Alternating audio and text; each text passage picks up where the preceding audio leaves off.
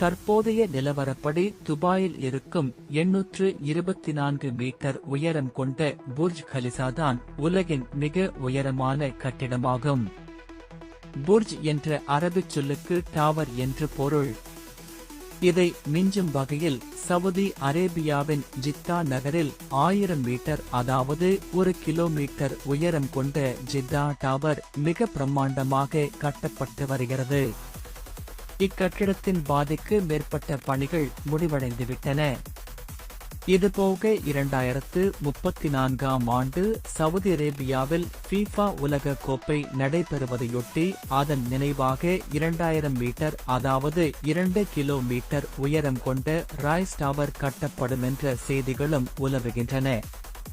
2 kilometre உயரமான கட்டிடத்தை இப்போதிருக்கும் தொழில்நுட்பத்தால் கட்டுவதெல்லாம் சாத்தியப்படுமா என்பதை காண பெரும் ஆவலாக உள்ளது.